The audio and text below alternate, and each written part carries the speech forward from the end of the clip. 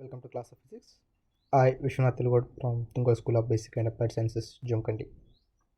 These video lecture series are made for second semester and dealing with the first unit, vector analysis and Maxwell's electromagnetic theory. Now first see the syllabus. The syllabus of first unit having 15-hour syllabus. There are two parts. One is vector analysis and the other one is Maxwell's electromagnetic theory. Here, vector analysis is mainly concerned with differentiation and integration of vector fields. Okay. So this we are studying because in electromagnetic theory we are going to study about the field vectors, that is magnetic vectors, or maybe in electrodynamics that is electric field vectors. For that, before studying Maxwell's electromagnetic theory, it is better to study the vector analysis. The vector analysis includes scalars and vector products. Here, the main differential forms, so that is gradient of scalar and its physical significance, divergence of vector and its physical significance, curl of vector and its physical significance. There are three operations, so each operation is on scalar or it may be vector quantities. And then here the integral calculus is there. Vector integrations, three integrations are there. One is line integration, surface integration and volume integrations. So for that it is integrals of vector fields. Next, there are two important theorems. One is Gauss divergence theorem and Stokes theorem. There is only statement, is there, not the proof or any derivations. In second part we are going to study about the Maxwell's electromagnetic theory, derivation of Maxwell's equations in differential forms. Also we can write these Maxwell's equations in integral forms. So next concept is mention of Maxwell's equation in integral form and their physical significance. Derivation of for general plane wave equation in free space. Transverse nature of radiations. Next, the important theorem, derivation of Poynting's theorem. This is all about the first unit, vector analysis and Maxwell's electromagnetic theory, of total 15-hour syllabus.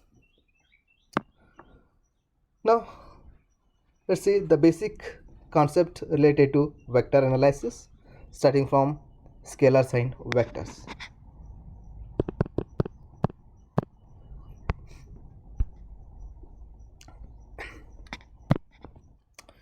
Here, scalars and vectors.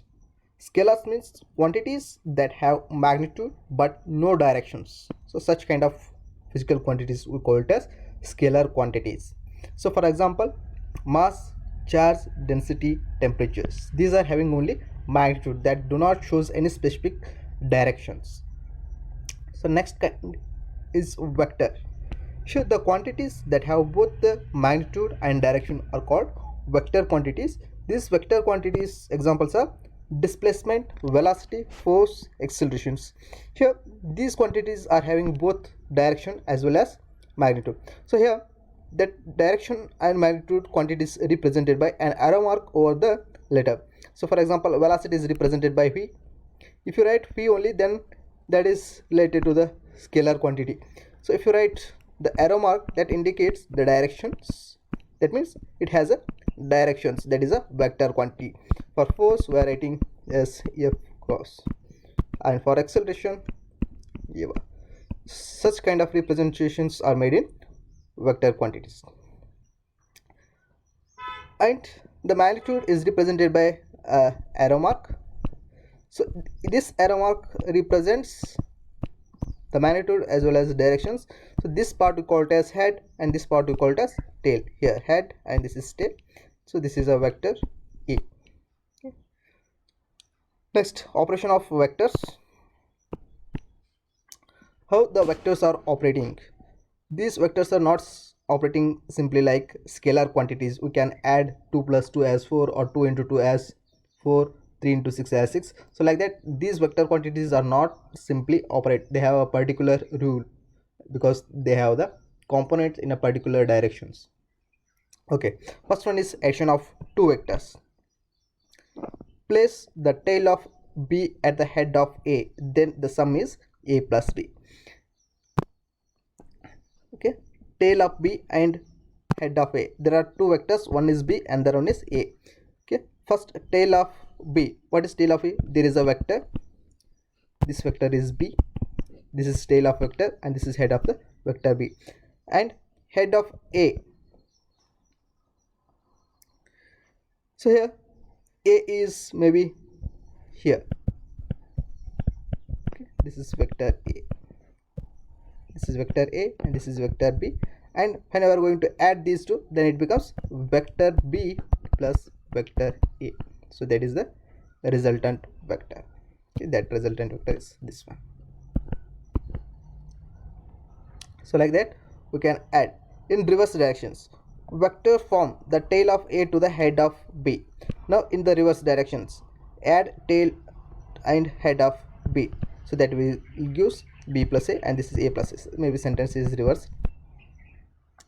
So in directions they are shown here. Okay. So this is vector b and this is vector a. Okay. Then the resultant of these two vector is vector b plus a. This is vector b. Next, this is vector a and this is vector b. The resultant is a plus b. Here you can rule the cyclic order. In the same directions, add together give the resultant. Suppose this is vector a, take another vector. This is vector f and this is vector k. These two are in the same directions, that means head, tail, head. So then the resultant, this is the resultant. The resultant will be the sum of these two vectors. If you want to subtract a vector, that subtraction of vector indicates the addition of opposite direction. Okay. Here a minus b, that indicates the vector b is subtracting in vector a. So that is indicates we have to add the vector b in reverse directions. That reverse direction indicates the negative sign. So a plus minus of b. So here this is vector a. Then what about the minus of vector b? That minus of vector b indicates the negative sign.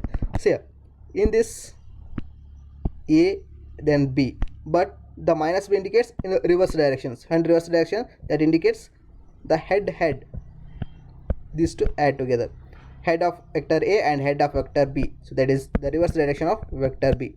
So then the resultant will be a plus minus of b, or a minus vector b. So like that we can add and subtract a vector in another vector quantity. Next operation is multiplication by scalar. Multiplication of a vector by a positive scalar multiplies the magnitude but leaves the direction unchanged if the negative direction is reverse. If a negative, the direction is reverse. Here there is a vector, this vector is a. Then if you are going to add a if you are going to multiply a scalar quantity, the scalar quantity is simply having magnitude, not the direction, so into 2.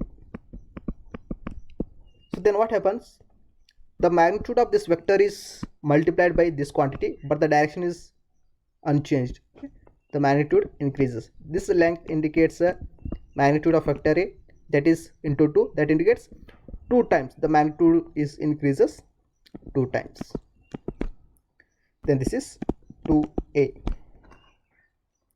Suppose a negative, if you are going to negative scalar, multiply a negative scalar, then what happens, the magnitude is increased by 2 times, and also the direction is reversed. The direction is reversed means now the vector direction becomes in this direction, opposite directions. This is 2a. Like that a scalar can be multiplied to a vector, so then the magnitude is multiplied but the direction is in the same directions. and the property is here, a scalar multiplication is distributive. For that, a scalar is multiplied to a vectors, addition of two vectors a plus b, then that leaves a into a plus a into b. So this property is called as distributive property. It follows the distributive characteristics. Next operation is vector products. Here this vector products follows two ways. Okay, one is dot product of two vectors and the other one is cross product of two vectors. What is dot product and what is cross product? Here the dot product of two vectors is defined by a dot b equal to ab cos theta. Initially there are two vectors, one is vector a and vector b. These two vectors are under the dot product operations. So then the resultant vector is ab cos theta. So a is what? The magnitude of vector a, and b is the magnitude of vector b, then cos of theta. Here theta is the angle between the direction of vector a and vector b. Suppose there is a vector a and another vector is here, that vector is b, represented by an arrow mark. In some books they have not mentioned the arrow mark over the letter, but they have represent the vector in bold letters, vector a and vector b. So there is the angle between these two. Then under dot product operations, the resultant is cos of theta, that is multiply of magnitude of two vectors ab, and cos of theta is the angle between these two vectors. Okay. The dot product of two vectors is a scalar, hence and the name is scalar product, and the name of this is scalar product. That means if you operate two vectors under dot product, then the resultant is not a vector, it is a scalar quantity. The dot product is commutative. Here it follows the property of commutative property. That means a dot b equal to b dot a. If you multiply in reverse orders, if you change the order of the vectors, then also the result is same. Dot product do not follow distributive rule. That means it follows a distributive law or distributive rule. This is the property a dot b plus c equal to a dot b plus a dot c. So that means it follows both the rules. One is commutative property and then one is distributive property. Geometrically, a dot b is the product of a times the projection of b along a, or the product of b times the projection of a along the b. If two vectors are parallel, then a dot b equal to ab. Therefore the vector a equal to for vector a, so a dot a equal to a square. If a and b are perpendicular, then a dot b is 0. If two vectors, vector a and vector b, so these two are the parallel vectors, then the angle here it is 0, because if both are parallel, then the angle between those two is considered as 0. So then it becomes cos of 0, then it is ab only.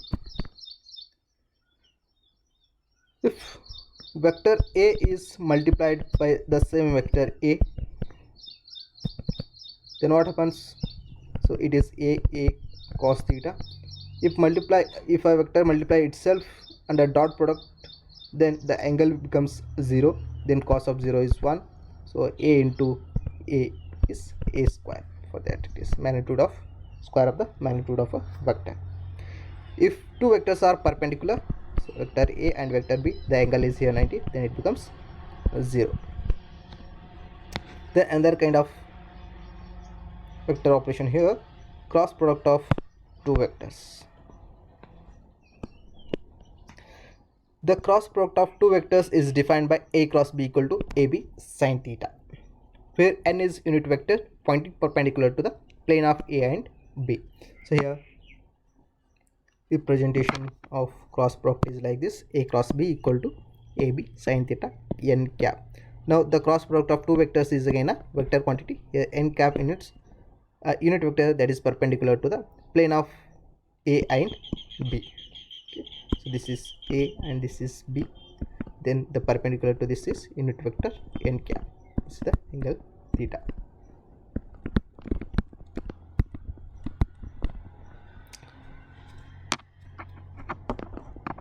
Cross product of two vectors itself a vector, and hence the name vector product, and the name of cross product is simply call it as vector product. Cross product is distributive. Should the property or the rule follows is distributive rule or distributive property. So A cross B plus C equal to A cross B plus A cross C. The cross product is not a commutative. This is not followed here. Commutative rule is not applicable for cross product of two vectors. A cross B is not equal to B cross A. We cannot change the orders. When you change the orders, it takes a negative sign. For that, A cross B equal to minus of B cross A. So geometrically, magnitude of A cross B is the area of parallelogram generated by vector A and vector B. If two vectors are parallel, their cross product is 0. So A cross A is 0. So that means a vector and another vector is also the vector itself. Then the angle between these two vectors is 0. Sin 0 becomes 0. For that, A cross B is becomes AB sin of 0. So A cross A is equal to 0. So this is about the operation of vectors. For your syllabus, they have mentioned the cross product and vector products, so that is only about dot product and cross product. So this is the syllabus. In next class, we are going to start with gradient, divergence and curl of a vectors. Now take the assignment questions.